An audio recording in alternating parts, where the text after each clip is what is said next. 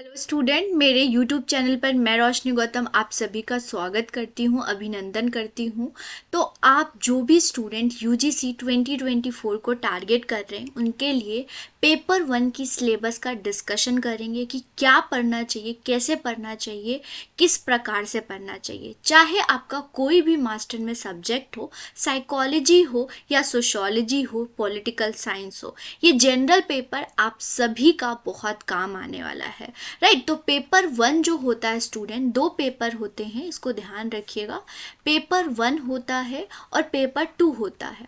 Paper 1 होता है वो जनरल पेपर होता है सभी के लिए और जो सिलेबस होता है सेम होता है, जिससे 50 क्वेश्चन आपको देखने को मिलता होगा और यहाँ पर 100 मार्क्स के होते हैं। Right, okay. और उसके बाद पेपर 2 जो कि आपका सब्जेक्ट स्पेसिफिक होता है और मैं जो है इकोनॉमी कराऊंगी। राइट, जिनका भी पेपर 2 इकोनॉमिक्स है वो मेरे चैनल को सब्सक्राइब कर लीजिएगा और पेपर 1 के लिए भी सब्सक्राइब कर लीजिएगा। नीचे टेलीग्राम का लिंक होगा, उसको ज्वाइन कर लीजिएगा। कोई भी डाउट होता है वहाँ पर मैं पोस्ट करती हूँ, बहुत सारे वीडियोस आपके लिए बहुत हेल्पफुल रहेंगे। चैनल पर नए होंगे तो चैनल को सब्सक्राइब कर दीजिएगा, क्योंकि बहुत सारे इनिशिएटिव मैं लेके आ रही हूँ 2024 के लिए। क्वेश्चंस को देखते हुए, एग्जाम को देखते हुए सारे वैसे ही पैटर्न में फॉलो करूंगी। तो चलिए आज हम पेपर 1 को डिस्कस करते हैं। टोटल 10 यूनिट होते हैं और सबको डिटेल में डिस्कस करेंगे। पहला जो यूनिट होता है स्टूडेंट वो टीचिंग एप्टीट्यूड का होता है और टीचिंग एप्टीट्यूड में मीन्स आपसे पूछते हैं, जनरल केस स्टडी क्वेश्चन होता है कि बीइंग अ टीचर आपको कैसा बिहेवियर होना चाहिए। तो जब हम यहाँ पर क्वेश्चन करते हैं तो हमें स्टूडेंट पॉइंट ऑफ व्यू से क्वेश्चन करना चाहिए, ना कि टीचर। मतलब कि टीचर के लिए जो अच्छा है वो नहीं आंसर होगा, जो स्टूडेंट के लिए अच्छा है वो आंसर होगा। इसमें जो कंसेप्ट होते हैं पहले आपने बेसिक पढ़ना है, उसके बाद कंसेप्ट को अप्लाई करना होता है, जो कि मैं अपनी क्लासेस में आपको बहुत अच्छे से क्वेश्चन के साथ बताऊंगी, थ्योरीज भी मैं कराऊंगी। राइट, तो टीचिंग का कंसेप्ट हो गया, ऑब्जेक्टिव हो गया, लेवल ऑफ टीचिंग क्या होती हैं, memory level, understanding level, reflective level, ये लेवल्स होते हैं, उसके बारे में डिटेल डिस्कशन करेंगे। बेसिक रिक्वायरमेंट क्या होता है इसके बारे में बताएंगे। फिर लर्नर का करेक्टरिस्टिक्स, लर्नर यहाँ पर स्टूडेंट को बोला गया है, जैसे अडोलोसेंस का क्या करेक्टरिस्टिक्स होते हैं, टीनेजर का। फिर अडल्ट जो होते हैं उनका करेक्टरिस्टिक्स क्या होता है और उनके अकॉर्डिंग टीचर को कौन कौन से मेथड अपनाने चाहिए। फिर factor affecting the teaching, teaching का कैसा मेथड होना चाहिए टीचर के लिए, लर्नर के लिए, सपोर्ट मटेरियल जिसको इंटरवेनिंग वेरिएबल बोला गया है, इंस्टीट्यूशनल फैसिलिटीज़ हो गई, लर्निंग का एनवायरनमेंट क्या होना चाहिए, इंस्टीट्यूशन क्या होना चाहिए, ये सब मैं आपको डिटेल में बताऊंगी। फिर ऑनलाइन ऑफलाइन मेथड होते हैं टीचिंग का, बहुत एक एक मेथड बताऊंगी, उसके साथ हम क्वेश्चंस भी करेंगे। टीचिंग सपोर्ट सिस्टम के बारे में बात करेंगे, जैसे ट्रेडिशनल, मॉडल और आईसीटी बेस, कि इसमें टीचिंग कैसे हेल्पफुल होता है, टीचर को समझाने में और स्टूडेंट को समझने में कैसे हेल्पफुल होता है। इवेल्युएशन मेथड से बहुत ज़्यादा क्वेश्चन होता है, एक एक इवेल्युएशन मेथड हम करेंगे। असेसमेंट क्या होता है, इवेल्युएशन क्या होता है, हर एक चीज़ में आपको बताऊंगी। फिर दूसरा यूनिट होता है रिसर्च एप्टीट्यूड। अगर आप क्रैक करते हैं यूजीसी नेट जेआरएफ तो आप पीएचडी करेंगे। पीएचडी में आपको बेसिक रिसर्च पता होना चाहिए, उसके बारे में यहाँ पर बेसिक जानते हैं। वैसे कोर्स जो आपकी स्टडी होती है उसमें आप डिटेल जानते हैं, फिर भी आपको यहाँ पर 50% 60% समझ आ जाता है। तो रिसर्च का मतलब क्या होता है, टाइप क्या होता है, टाइप से बहुत भर भर के एनटीए क्वेश्चन पूछता है। करेक्टरिस्टिक्स क्या होते हैं, ये जो है positivism and post positivism approach से क्वेश्चन पूछते हैं। बेसिकली नया कंसेप्ट है, जो है कंसेप्ट है उसको एडवांस वर्जन में पूछा गया है। मेथड ऑफ रिसर्च क्या है, एक्सपेरिमेंटल रिसर्च, डिस्क्रिप्टिव, मैंने आपको बताया सारे रिसर्च के टाइप करेंगे। ओके, उसके साथ मेथड के क्वेश्चंस भी करेंगे, किस प्रकार से क्वेश्चन पूछते हैं। स्टेप ऑफ रिसर्च, कैसे रिसर्च को स्टार्ट होता है और कैसे एंड होता है इसके बारे में बात करेंगे। थीसिस क्या होते हैं, आर्टिकल्स क्या होते हैं, रिसर्च एथिक्स क्या होते हैं। इट मीन्स आप जब रिसर्च करते हैं तो कौन कौन से एथिक्स को आपने ध्यान रखना है, राइट।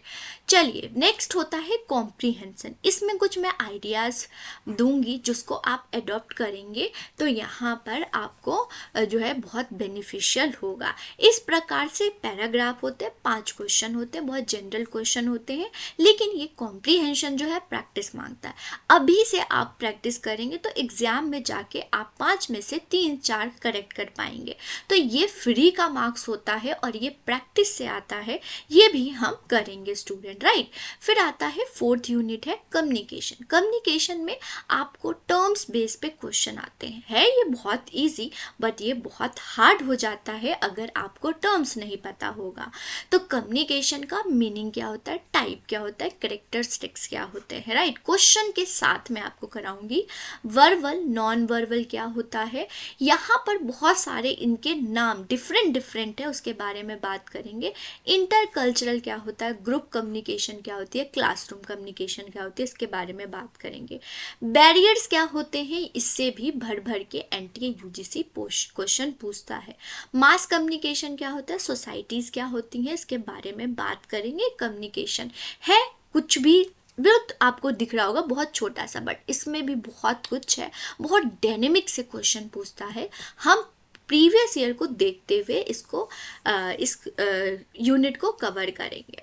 फिर आता है एप्टीट्यूड और रीजनिंग। इसमें मैथ्स भी होते हैं और रीजनिंग होता है जो कि बहुत मतलब बहुत इजी होता है, आप इजीली कर पाएंगे। मैथ्स होता है, राइट। इसमें तो टाइप ऑफ रीजनिंग्स होते हैं, जैसे कि नंबर सीरीज से पूछता है, लेटर सीरीज से भी पूछता है, कोडिंग डिकोडिंग से भी पूछते हैं, ब्लड रिलेशन से भी पूछते हैं, तो जिसकी क्वेश्चन की प्रैक्टिस करेंगे। मैथमेटिकल एप्टीट्यूड होता है, इसके बारे में भी हम देखेंगे। फिर आता है लॉजिकल रीजनिंग। लॉजिकल रीजनिंग, ये रीजनिंग अलग है, दो जो सिंपल रीजनिंग होता है इसको लोग कंबाइन या बच्चे कंबाइन कर लेते हैं, इसमें बहुत डिफरेंट है स्टूडेंट। इसका बहुत ज़्यादा, अगर रीजनिंग जमीन है तो ये रीजनिंग लॉजिकल रीजनिंग आसमान है, राइट। और इसको बहुत इजी से मैं आपको समझाऊंगी, राइट। इसमें जैसे आर्गुमेंट्स क्या होते हैं जिससे भर भर के क्वेश्चन पूछा जाता है, इवेल्युएशंस क्या होते हैं, इंडक्टिव डिडक्टिव।